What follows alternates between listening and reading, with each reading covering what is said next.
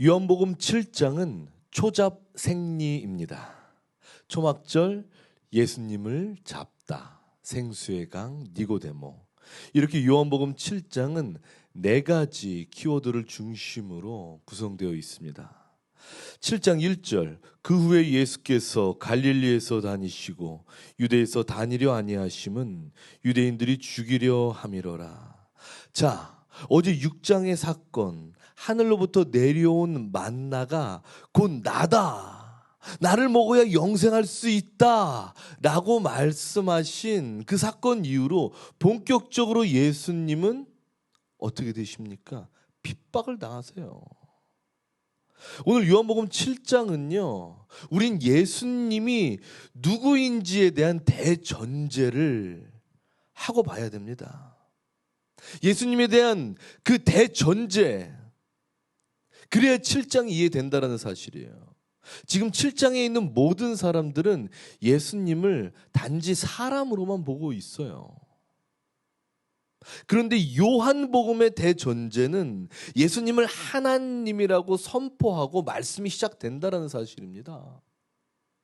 그러므로 우리는 오늘 7장을 볼 때 절대적으로 예수님을 하나님으로 보고 읽어야 돼요. 그래야 7장이 읽힙니다. 하나님, 예수님은 곧 하나님이다. 내 머릿속에 완전히 각인을 하고 7장을 봐야 된다는 사실이에요. 아이고 당연하죠. 아이고 당연하죠. 당연히 예수님을 하나님으로 보죠. 무슨 말이에요? 이렇게 물어보는 사람이 있을 거예요. 그런데 여러분, 당연하지 않습니다. 의외로 노선이 정확하지 않은 분들, 헷갈리는 분들이 굉장히 많아요. 이 부분에 대해서 정확하게 생각을 하지 않고 그냥 예수님은 하나님의 아들이다, 진짜인가? 헷갈리는 분들이 많더라고요.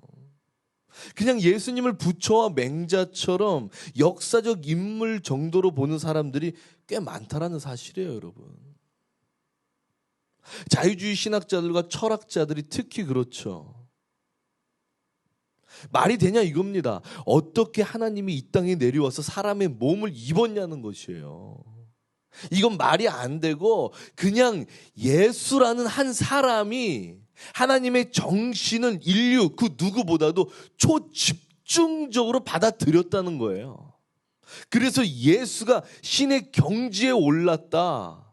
야, 너희들도 예수처럼 신의 경지에 오를 수 있어. 너희도 신이 될 수 있어. 막 이렇게 말을 해요, 여러분. 그래서 예수님이 지닌 십자가에 대한 의미를 그냥 사랑, 고난, 헌신, 이 정도로만 한정을 지어요. 그러면서 기독교 자체를 사랑과 헌신, 고난, 이런 것이 있어야 기독교다, 당연하지만 이것을 전체로 그냥 깔고만 갑니다. 세상은 이래요. 하나님에 대한, 예수님에 대한 대전제가 있지 않으면 이렇게 그냥 들어가는 거예요. 그러나 데살로니가전서 3장 11절에 이렇게 말씀하고 있습니다. 하나님, 우리 아버지와 우리 주 예수는, 우리 주 예수. 여기서 이 주 굉장히 중요한 단어예요. 주.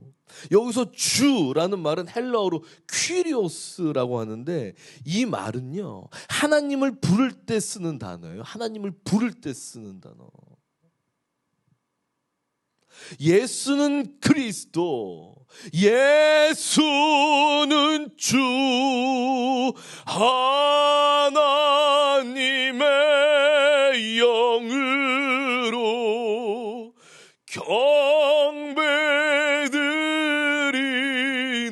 경배드리네.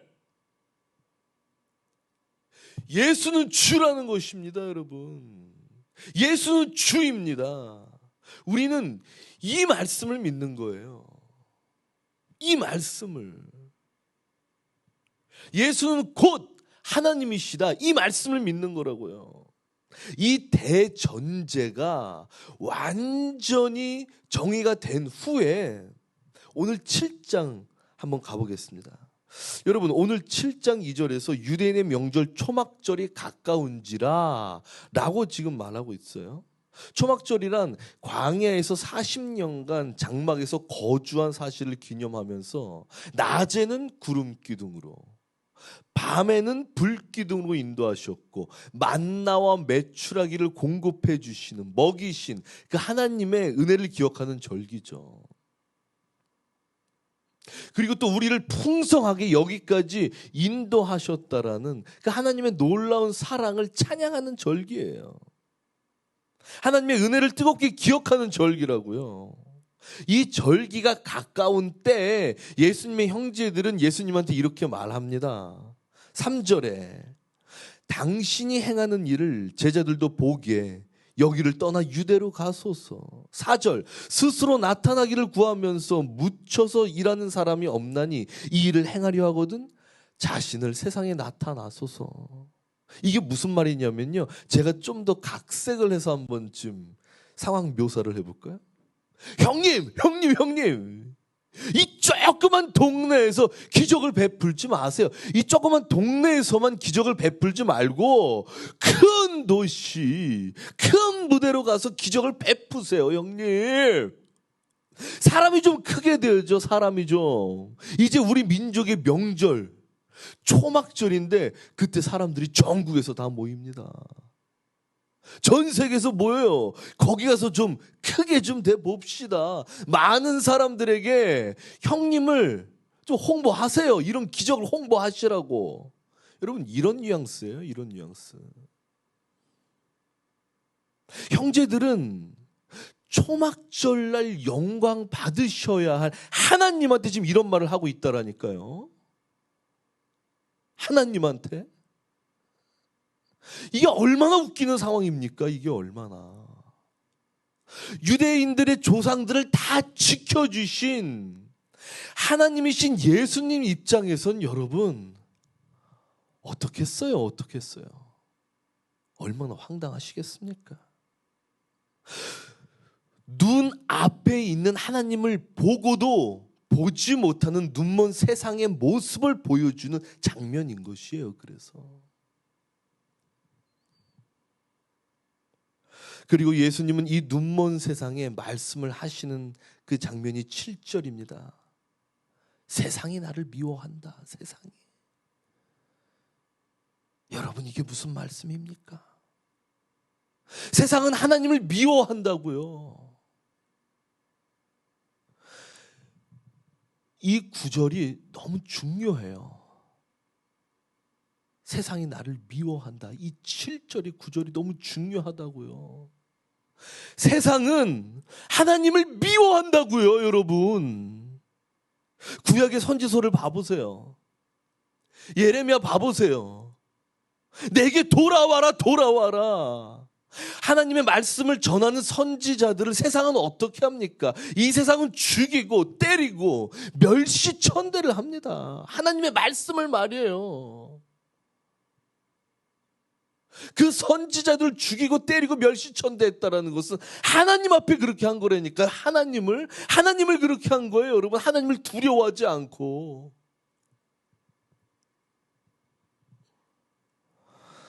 그래서 예수님은 초막절을 지키러 가는 형제들과 예루살렘으로 가지 않으십니다. 초막절의 주인인 예수님은 혼자 예루살렘으로 가시는 거예요. 당신을 보기 싫어하는, 당신을 미워하는 이 세상에 가셔서 그들에게 하나님의 마음을 보여주러 가시는 것입니다. 너희들이 나를 이렇게 미워하고 너희들이 나를 이렇게 보기 싫어하도 나는 너희를 사랑한다. 내가 너희들에게 생수의 강을 줄 것이다. 여러분 뒤에 이제 놀랍니다. 놀라. 여러분 그렇게 가셔서 19절에 말씀하시는 거예요. 성경을 좀 피고 오늘 같이 저랑 좀 따라오셨으면 좋겠어요. 자, 19절. 너희가 어찌하여 나를 죽이려 하는가? 이렇게 말씀하세요. 그러면서 쭉 보면요, 그런 그들에게 28절에 또 이렇게 말씀하십니다. 나를 보내신 이는 참되시니 너희는 그를 알지 못하나 나는 아노니 이는 내가 그에게서 났고 그가 나를 보내셨습니다. 예수님은 지금 이 세상에 말씀하시는 거예요. 내가 하나님의 아들이고 하나님은 나를 너희에게 보냈다. 예수님의 이 말씀을 듣자마자 이 세상은 또 예수를 잡아 죽이려고 합니다, 여러분. 봐보세요. 대제사장들과 바리새인들이 그를 잡으려고 아랫사람들을 보내니 그때 예수님은 그들에게 이제 곧 예수님을 보내신 아버지 품으로 돌아갈 것이라고 말씀하세요. 그러시면서 37절에 이렇게 외치십니다. 누구든지 목마르거든 내게로 와라. 나를 믿는 자는 성경의 이름과 같이 그 배에서 생수의 강이 흘러나오리라. 아멘. 여러분, 지금 예수님이 하신 이 말씀의 배경은 에스겔 47장을 배경으로 하고 계십니다. 예수님을 미워하고 핍박하고 죽이려는 이 세상이 예수 그리스도로 인해 에스겔 47장의 말씀이 성취된다는 것이에요. 여러분, 에스겔 47장의 말씀의 내용이 무엇입니까? 한번 다 같이 펴보시겠어요? 에스겔 47장? 에스겔 47장의 말씀을 보면 성전에서 흘러나오는 물이 죽어있던 바다를 살립니다. 그리고 생물을 살려요. 그리고 수많은 고기를 잡히게 합니다, 여러분. 그 생수의 강이 말이에요. 성전에서 흘러나오는 그 생수의 강이 말이에요. 그러면서 성전에서 흘러나오는 그 생수의 강 때문에 각종 과실나무가 다시는 시들지 않고 풍성이 열리는 그런 장면이 나와요. 이렇게 새 생명이 나오게 하는 물이 어떻게 한다고요? 예수님이 말씀하시는 거예요. 예수님에게 터져 나온다고요. 예수님에게. 여러분, 요한복음 2장 가청소. 예수님이 우리의 성전 되시잖아요. 예수님이 곧 성전이시잖아요. 그 예수님에게 물이 터져 나온다고요. 바로 그것이 에스겔 47장입니다. 이 세상이 예수를 미워하고 죽이려 해도 당신의 몸에서 터져 나오는 물로 죽어있던 여러분들의 영혼을 살리셔서 다시는 시들지 않게 하신다라는 말씀이 있어요. 그 약속을 우리에게 주신 것입니다, 여러분. 너무나 놀랍지 않습니까? 전 놀라요. 가만히 있을 수가 없어요. 기뻐 죽겠습니다, 여러분. 그런데 여러분, 7장 45절을 보잖아요. 그럼에도 불구하고 예수님을 알지 못하고 예수님을 죽이려 하는 이 세상의 모습을 여실히 보여주고 있어요. 아랫사람들이 대제사장들과 바리새인들에게로 오니 그들이 묻되, 그들이 누굽니까? 대제사장들과 바리새인들이 아랫사람들에게 물어보는 거예요. 어찌하여 잡아오지 아니하였느냐? 어찌하여? 누구를? 예수를 어찌하여 잡아오지 아니하였느냐? 하나님을 보고도 보기 싫어하는 이 세상. 하나님을 보고도 하나님을 죽이려고 하는 이 세상. 알기 싫어하는 이 세상. 바로 그것을 말해주고 있는 현장입니다, 지금 이 말씀이. 여러분, 이 세상은 굉장히 빠른 속도로 타락해 가고 있어요. 고등학생이 마약에 중독돼서 사망하는 이런 사건이 한국에서 발생되고 있습니다. 한국에서 말이에요. 한국에서. 중학교, 고등학교 청년 세대는요, 복음화율이 1%래요. 1%. 선교 단체에서 선교지를 정할 때 복음화율의 기준을 3%로 잡고 있습니다. 그런데 지금 우리나라는 1%대인 거예요. 1%대. 하나님을 모르는 이 시대는요, 점점 더 악해질 수밖에 없어요. 물질주의. 그리고 내 자신이 주인이 되는 이 세상, 여러분. 자아실현. 팽배하잖아요, 지금. 이런 시대의 흐름이 말입니다. 이럴 때일수록 여러분, 우리는 예수의 이름을 전하여서 이 세상이 하나님을 만나게 해줘야 돼요. 길 잃은 하나님의 양들에게 하나님의 이 말씀을 전해서 하나님의 음성을 들려줘야 된다는 것입니다. 그때 하나님의 길을 잃은 양이라면 그 목자의 음성을 듣겠죠. 제가 얼마 전에 요한복음 10장 여러분들에게 말씀드리면서 하나님의 양, 그 양들은 목자의 음성을 듣잖아요. 길을 잃은 수많은 양들에게 하나님의 음성을 우리 말씀을 통해서 들려줄 때 하나님의 양이라면 그 말씀을 듣고 온다고요. 하나님이 택하신 그 양들이 길을 잃고 헤맸다면 말씀을 듣고 이 자리에 온다고요. 우리가 그 스피커가 돼야 되는 것입니다. 하나님의 말씀을 온 세상에 전해야 하는 그 스피커가 돼야 된다고요. 여러분, 그때 51절에 나오는 니고데모와 같은 이런 사람이 오게 되는 거예요. 여러분, 51절에 나오는 니고데모는 하나님이 잃어버린 양이었어요. 3장에 나오죠. 요한복음 3장에 바리새인으로서 유대인의 율법만 따르던 사람이었잖아요, 니고데모가. 그런데 3장에서 목자 대신 예수의 음성을 듣게 되잖아요, 그가. 목자 예수를 따르게 된 거예요. 지금 오늘 보니까 7장에 보니까 예수님을 따르게 된 자가 된 것입니다. 그가 지금 51절을 통해 예수님을 따르는 양의 모습을 보여주고 있어요. 51절 한번 읽어보세요. 그는 끝까지 예수님의 곁을 지키잖아요. 예수님이 죽으셨을 때 모든 사람들이 다 떠나도 니고데모는 옆에 있고 예수님의 장례를 하잖아요, 여러분. 여러분,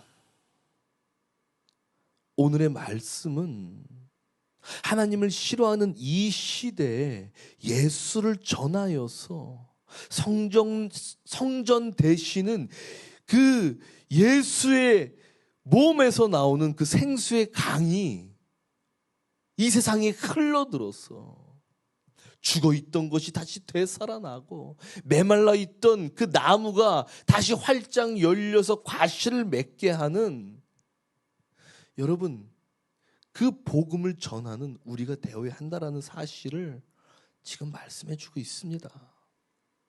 이 세상은 하나님을 보고도 싫어해요. 하나님을 보고도 미워하고 증오합니다. 그런 이 세상에 하나님을 전하여서 예수 바라보고 하나님이신 예수에게 터져나오는 그 생수의 강, 그 강으로 모든 사람들이 흠뻑 빠져서 성령 충만하게 살아가는 그 현장을 우리 모두 주의 자녀로서 만들어가는 이 날들이 될 수 있도록 하나님 역사하여 달라고 우리가 또 기도하며 나아갑시다. 자, 그래서 이제 오늘의 말씀 7장은 뭐라고 그랬죠? 초잡생리. 그죠? 초잡생리. 초잡생리를 어떻게 하면 빨리 외울까? 제가 또 고민을 해보다가 이렇게 한번 짜봤습니다. 초밥과 잡채를 생리로 먹었다. 초잡생리. 이렇게 해서 외우시면은 여러분 오늘 7장의 말씀이 한 번에 또 확 정리가 되죠? 그렇죠. 네, 이렇게 해서 하나님의 말씀을 마음판에 새기시는 여러분들 되시길 간절히 소망합니다. 다 같이 기도하겠습니다.